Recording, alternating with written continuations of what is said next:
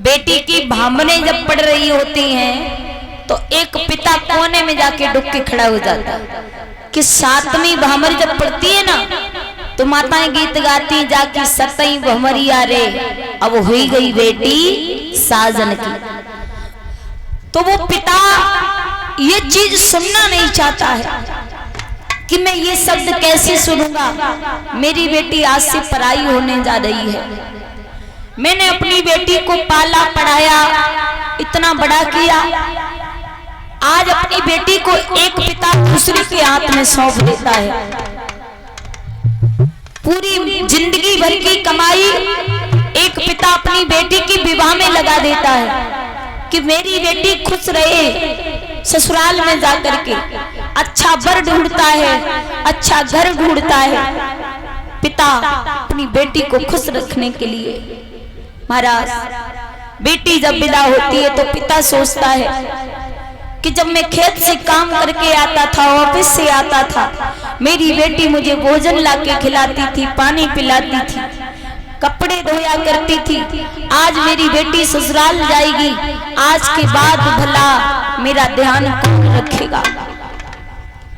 और बेटी जाती है तो बेटी को भी ख्याल आता है कि मैं इस जगह पे लेटती थी, या खाना खाती थी, या खाना बनाती थी। ये सब यादें उस समय बेटी को आती है जिस समय ससुराल जाती होती है।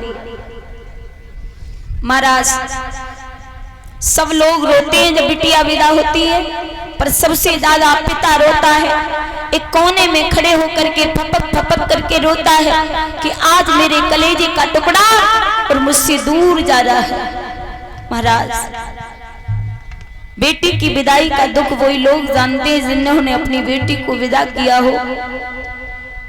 जिस समय बेटी विदा होती है कलेजा फटता है।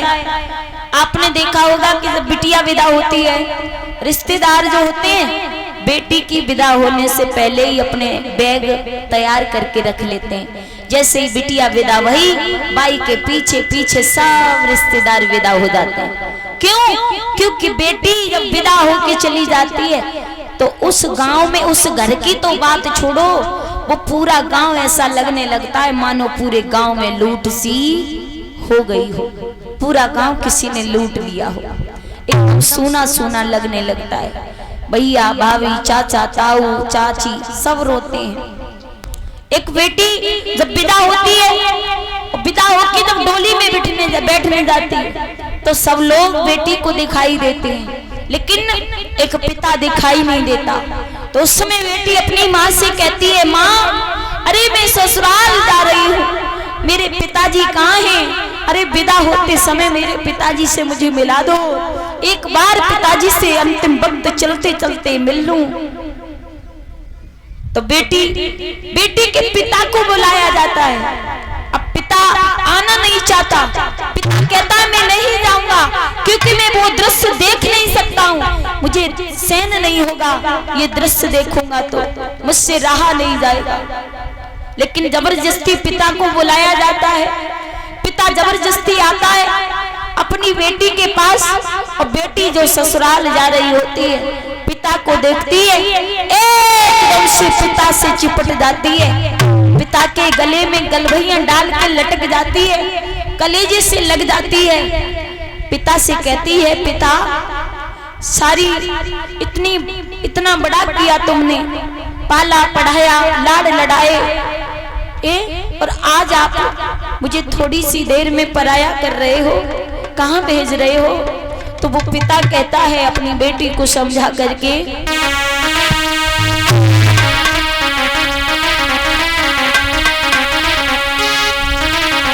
कि बिटिया जाओ पराए देश,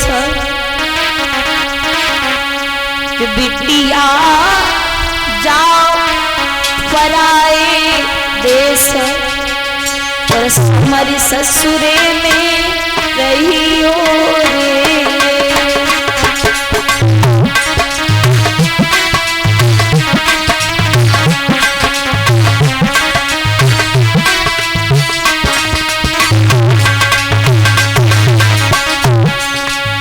बिटिया जाओ पराए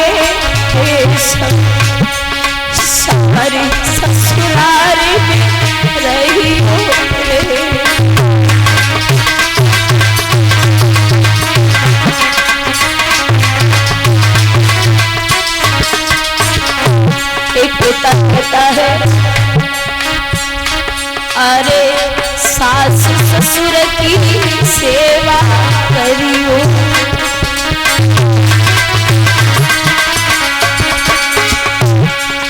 अच्छे माँ बाप जब बेटी ससुराल जाती है तो अच्छे संस्कार देते हैं, बिटिया को समझाते हैं।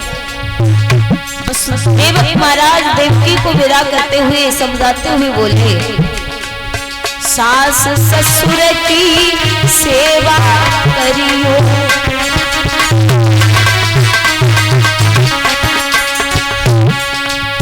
बिटिया अपनी बात छोड़ ससुर को पिता बनइयो।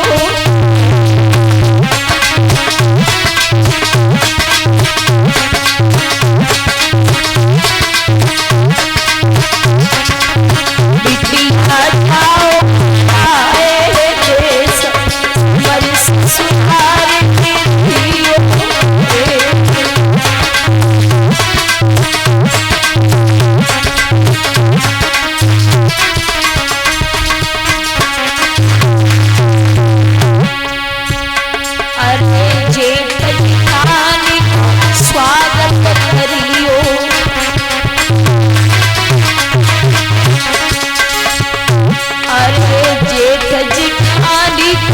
स्वागत करियो।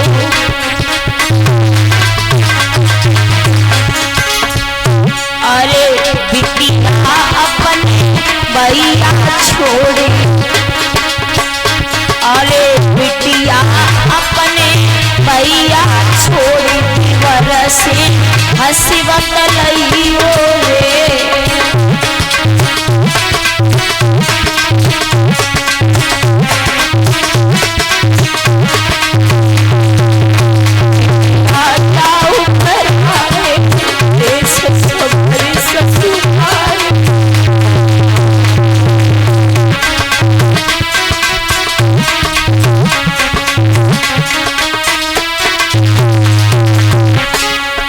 देवक महाराज रो रहे हैं, बेटी देवकी को विदा कर रहे हैं।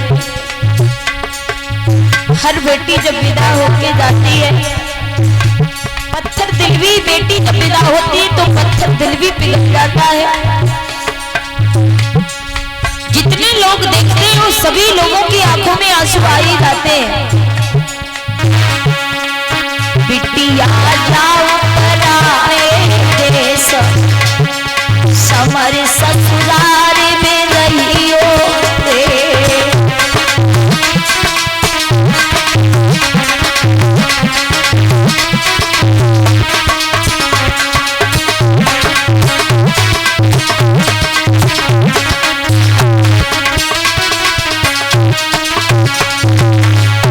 देवक बेटी देवकी